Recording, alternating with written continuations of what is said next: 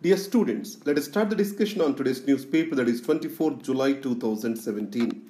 The first article today, Ordinance should be the last resort, that is what Pranab Mukherjee talks about. So, we all be knowing some information related to Ordinance, Article 123 of the Constitution. But to enrich your answer, you need to make a addition of this particular comment. So here, Pranab Mukherjee has clearly stated that ordinance shall be the means of last resort.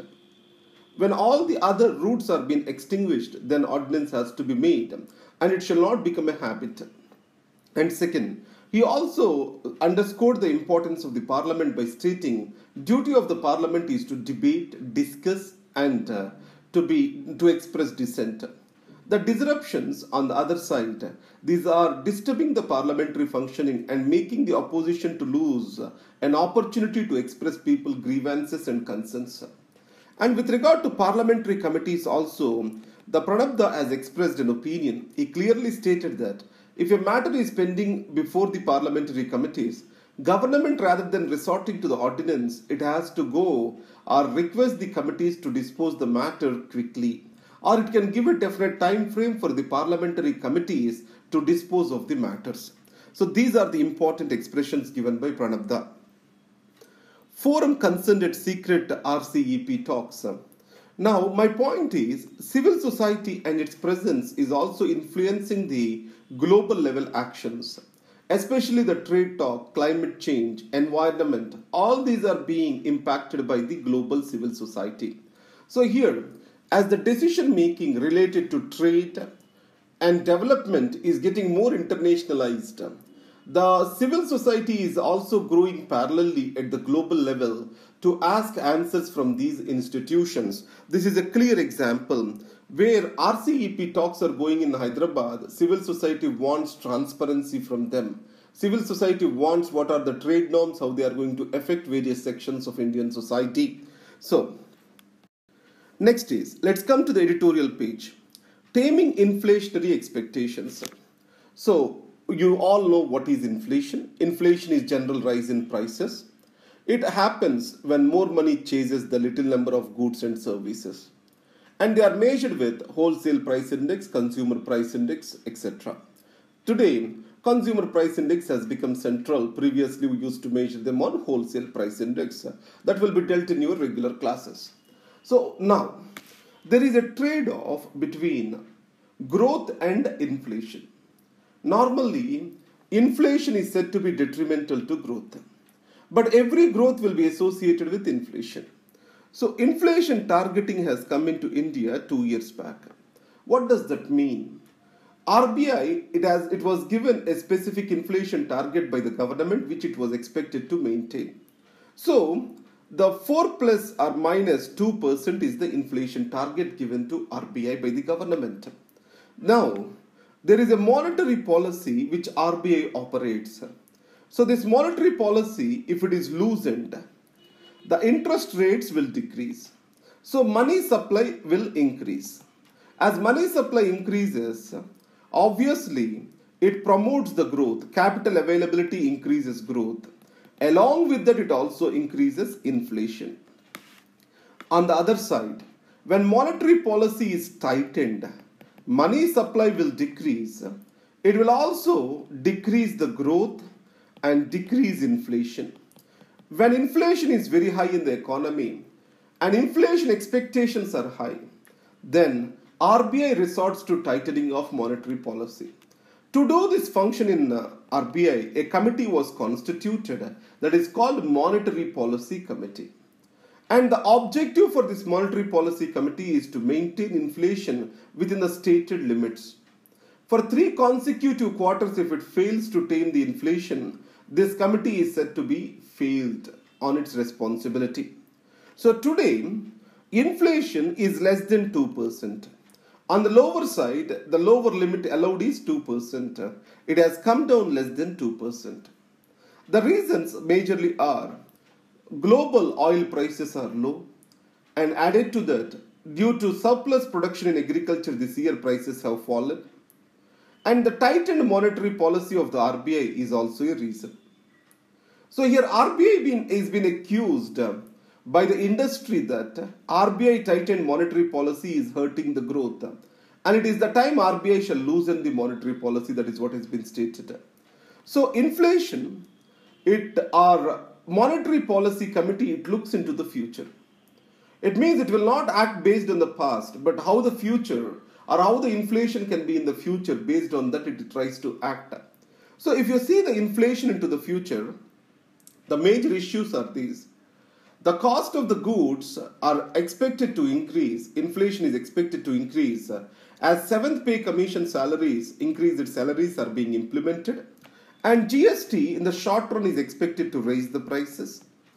And inflation expectations among the ordinary citizens are also high. And many of the state governments are offering the loan waivers. It means there are many potential factors that can rise the inflation.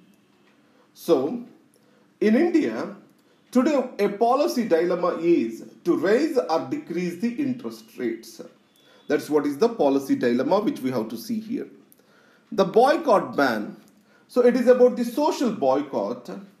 And you all know that the social boycott is a regular practice in villages. Informal village councils which are managed or which are headed by village headmen, they boycott, ostracize the people to be part of the society. So in that way they try to preserve the existing social order. So caste, Dalits especially, and women, these are the worst affected because of the judgments of these village councils. So in preserving of the existing order, Dalits are being suppressed, their voice is being prohibited by making them as social boycotts. So a law is being passed by Maharashtra, that is Maharashtra Protection of the People from Social Boycotts, Prevention, Prohibition and Redressal Act 2016. It prohibits all these social boycotts and sees them from the human rights perspective. It means if any person involved with such a social boycott, in the judgment of a social boycott, the government can impose a penalty of 1 lakh rupees, that is, courts can impose a penalty of 1 lakh rupees and a maximum imprisonment of 3 years. It is a progressive step towards equality. And then, Mr. Balamurali Krishna, on his name, an academy is coming up in Andhra Pradesh at his birthplace. That is what is this article, and we don't need to focus much on this. And then Spanish steps. It is about Catalonia and separatist movement in Catalonia, which is not of much importance to us. Now let's get into virtue in politics. So the politics shall not be just pragmatic. They also shall have morality and symbolism in a mix. If you take symbolic value, it means the Pranabdha addressing the parliament and all the parliamentary members giving a picture or giving a signed document. It is a symbolic event. So symbolism plays an important role in building a collective opinion and consciousness in the society. So unanimous elections or consensus on the candidates in elections is one such a symbolic gesture. And morality in politics, they also guide the actions of the individuals through a set of principles. If you talk about national movement, Gandhiji Satyagraha, there is an element of pragmatism, an element of morality and symbolism to the society. It's a mix of these three things. That's what is the national movement has provided for. So in this context, Indian political parties, they could have arrived on a consensus with regard to the election of president and vice president that could have sent a right signal to the people. That's what this argument is. Let's not get into the politics in that.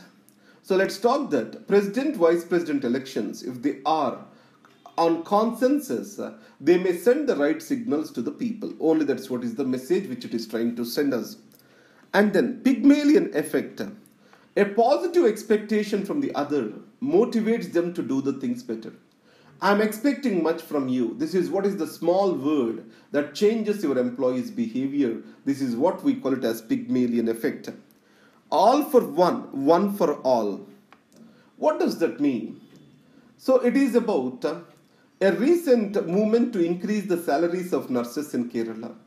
Going beyond that, let's understand it from a policy perspective. An important statement exists for me over here by Milton Friedman. What Mr. Friedman stated is this: a policy shall be judged by its results, not by its objectives. Most of the times, policies' objectives are get diverted and intended results are never achieved. It is a great mistake to judge the policy by its objectives rather than by its results. That is what is Milton Friedman stated. You can carry that into opinion. Because in India, most of the cases the problem is the policy implementation failure. So in our syllabus, we can add value with this statement. Let's come back to the news page. India approach to US and China differs. That is what is the article over here. India is more expecting sympathetic view from US with issues of Pakistan. But on the other hand, with China, it is more accommodative. That's what this article is trying to state. Remember 1971, Venkaiah tells Pak. We have to see it from the perspective that recently US named Pakistan as one of the country that is a safe haven for terrorists.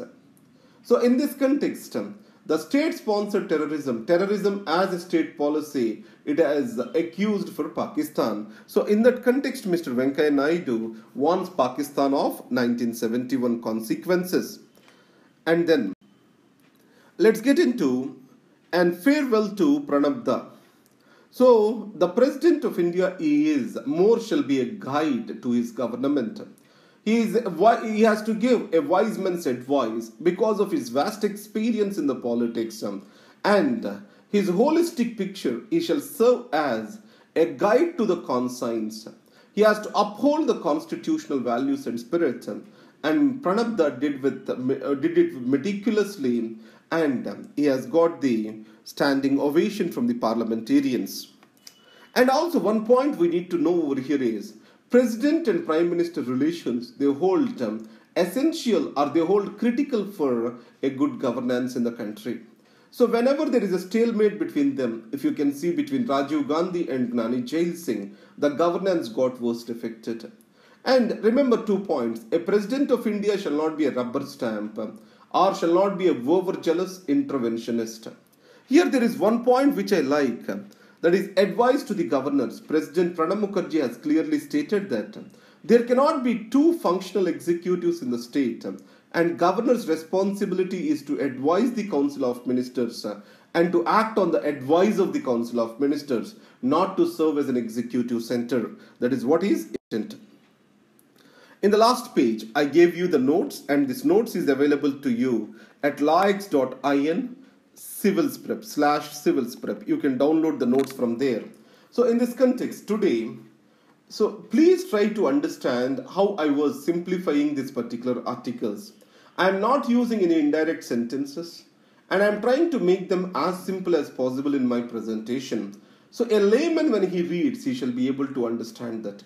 So you all know that in the skill development class I gave you some homework. Please try to go through that. So try to dissect the essay and dissect the connectors, how the free flow is being brought in. In today's editorial, it is very useful.